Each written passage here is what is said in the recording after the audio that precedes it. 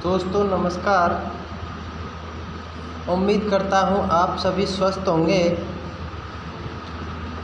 आज मैं बात कर रहा हूँ कि जो चतुर्थ श्रेणी भर्ती चल रही है उसके अंतर्गत सामान्य श्रेणी वाले जो लोग हैं, जिन कैंडिडेटों का सिलेक्शन हो रहा है वो एक तरफ हैं, और जो विशेष श्रेणी वाले दिव्यांगजन, डाइवर्स और जितने भी विशेष श्रेणी वाले कैंडिडेट हैं वो अपने एक तरफ हैं। और मैंने ये पहले ही बताया था एक वीडियो में कि ये एक इतनी बड़ी विसंगति बन जाएगी। गवर्नमेंट चाह कर के ही ये आप लोगों में विद्वेष की भावना उत्पन्न करना चाह रही है। उसी वजह से कोर्ट में गया, वो कोर्ट में जाने के बाद में जानबूझ करके रिजल्ट को लेट किया गया, और लेट करने के बाद में उस पर अभी से फैसला नहीं लिया गया।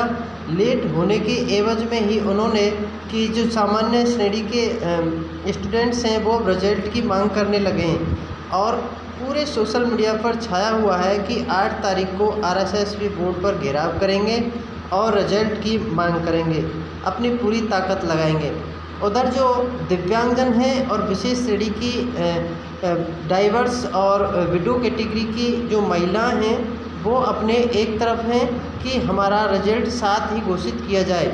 और वो जानबूझकर के गवर्नमेंट ने इस पेज को फंसा दिया है कि जो कुछ स्टूडेंट्स हैं वो रिजल्ट अभी चाहते हैं, वो चाहते हैं कि पीएच कैटेगरी के रिजल्ट को होल्ड पर रखा जाए और ये बाकी का जो रिजल्ट है उसको डाल दिया जाए। दोनों में आपस में घमासान बना हुआ है, और इस चीज़ को मैं पहले ही बता चुका था कि घमासान होगा। लेकिन अब इन लोगों को इतनी सांत्वना ये नहीं है कि मैं अभी सभी भाइयों से निवेदन ये करना चाह रहा हूँ कि जब आप 8 तारीख को जयपुर जा रहे हो तो आप किस मुद्दे को आलोक राज जी के सामने रखोगे।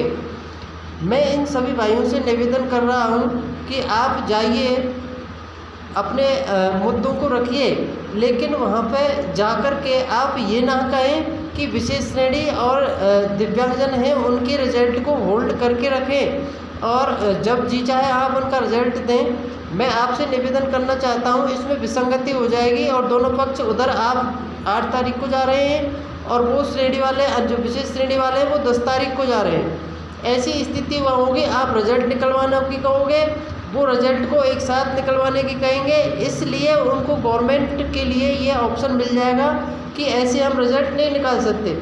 इससे बढ़िया मैं आपको ये निवेदन करता हूँ कि जब आप वहाँ जा रहे हो 8 तारीख को, तो वहाँ पे जो विशेष श्रेणी के लोगों के साथ में आपको खड़ा होके वहाँ निवेदन यह करना है कि इस प्रोसेस को फास्ट किया जाए, उनके मेडिकल तुरंत किए जाएँ, अतिरिक्त टीम गठित की जाए।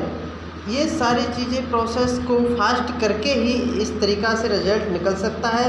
नहीं तो आप रिजल्ट को घोषित करवाने के ही कहेंगे, वो एक साथ रिजल्ट को करवाते रहेंगे, आप दो पक्षों में बट जाओगे और इसका फ़ायदा पूरा की पूरा गवर्नमेंट लेगी, जो मैं पहले भी एक वीडियो में अवगत करा चुका हूँ आपको।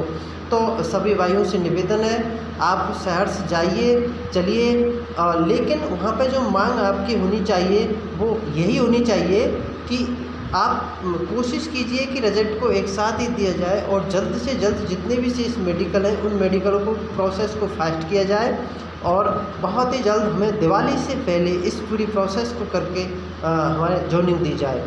ये इस तरीक़ा से आपको जीत मिल सकती है, वरना ये आप गवर्नमेंट चाहती ही यही है कि ये दोनों पक्ष आपस में लड़ते झगड़ते रहे और टाइम खिंचता रहे। मैं आपको फिर बता रहा हूँ, ऐसे रिजल्ट नहीं आएगा। गवर्नमेंट की भी मंशा है एक साथ रिजल्ट घोषित करने की। अगर आप अपने अपने स्वाद में फंसोगे तो ये भर्ती को भी फंसा जाओगे।